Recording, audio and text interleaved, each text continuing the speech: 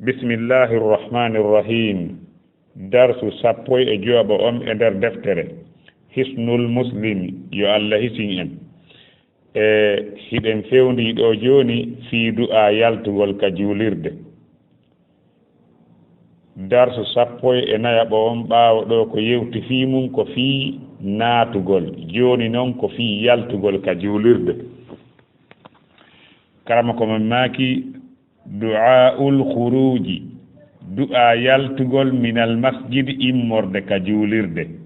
du'a yaltugol ka juulirde e hino du'a mo yaltirte ɗon ka juulirde bismillah wassalatu wassalamu ala rasulillah allahumma inni as'aluka min fadlika allahumma asimni min ash-shaytanir rajim ndaare bindi ɗi moƴƴa simi falgitolla bismillahi wassalatu wassalamu ala rasulillah allahumma inni as'aluka min fadlik allahumma asimni min ash-shaytanir rajim bismillahi wassalatu wassalamu ala rasulillah allahumma inni as'aluka min fadlik اللهم اعصمني من الشيطان الرجيم انفرا دعاء النجول كرمكم من ماكي دعاء الخروج دعاء يلتغل من المسجد امرد كجولرد بسم الله ميدا يلتر كجولرد دو اند الله والصلاه اجلد والسلام اكسل ala rasulillahi woni e dow nelaaɗo Allah on ɗum ɗon en firay ɗum ɗon wona firirɗen noon ɓaawɗa allahumma ya an Allah jeyɗolan jeydendangal tagore nden inni no min as'aluka miɗa toroma min fadlika immorde ɓural maɗa allahumma ya an Allah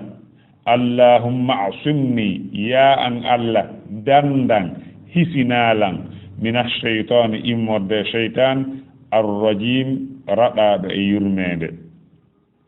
eyo naamo ɓe maaki bismillahi on ɗo e juulugol e nelaɗo ngol ko e hadisi on ko eggaɗo e anas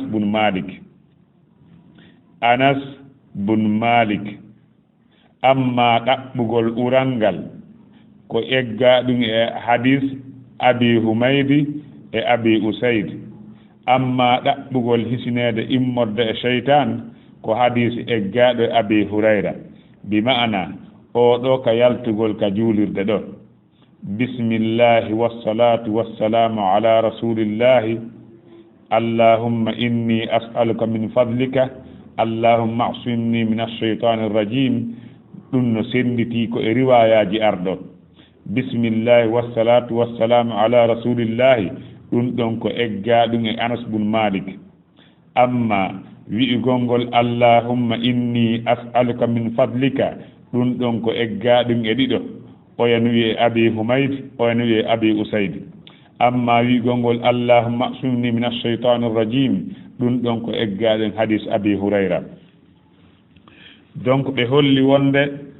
e ɗo si tawi neɗɗo on no naatude ka nder juulirde koyo o naatu ɗon o ɗaɓɓa honɗum o ɗaɓɓa yurmede Allah nden o ɗaɓɓa udditanede honɗum yurmede Allah nden allahumma ftah li abwaba rahmatika ɗum ko ɗum ɗaɓɓete ka nder juulirde amma ka yaltugol ka yaafi on tigi ɗaɓɓa ɓural ko faanda ngal ɓural ko arsike Allah udditanan dambugal dambuɗe arsike ma on Allah mi torike ma e ɓural maɗa sabu Allah towɗo on ko wi en wonde si en gayni julde nden yo en saakito ka leydi ɗaɓɓen arsike Allah towɗo on daali fa ida qudiyati s-salatu fantashiru fil ardi wabtagu min fadlillah si tawi woni julde nden gasi saakite ka leydi ɗaɓɓon immorde ɓural Allah subhanahu wa ta'ala ɗum ɗo ko yamirode immorde Allah subhanahu wa ta'ala yo en ɗaɓɓu arsike almuhim si yiɗen naatude ka juulirde naaten e joote ɗaɓɓugol yurmede Allah aljanna awa si hiɗen yaltude ka juulirde noon on fokkiti ka yaasi ɗaɓɓoyen noon arsike anditen noon wonde koka Allah wonɗen e ruttade hara en yeggitaade jantagol inde Allah ko ɗum Allah to ndaali wadhkurullaha kathiran jante inde Allah ko ɗuuɗi ka yaaruɗon ɗon Allah to ɗon wi en ka nokku goo kadi huwa alladi ja'ala lakumul arda dhalulan famshu fi manakibiha wa kulu min rizqi andi ton noon wa ilayhi nusur hara en yeggitaali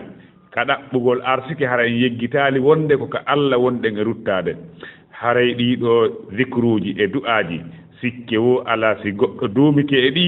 an Allah yiɗaymo fii honɗum haray o Allah no yiɗi wonɓe jantade inde makko nden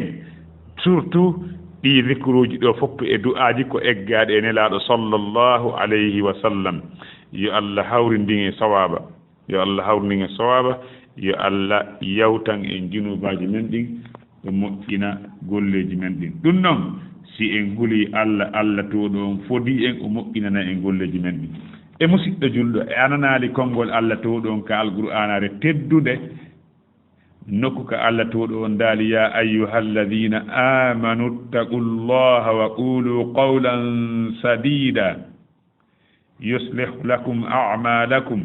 wa yaghfir lakum dhunubakum wa man yuti'i Allaha wa rasulahu faqad faza fawzan 'azima Allah to ɗon daali ko ono yo gomɗinɓe hule Allah wata Allah hayno on ka o haɗi ɗon wata o hatto on ka o yamiri ɗon wowle konngol moƴƴugol haysi ko neɗɗo keefeero wowlaneɓe konnguɗi moƴƴi fodde neɗɗo o wona haɓowol islam wowle konngol moƴƴugol wa qulu linnas husna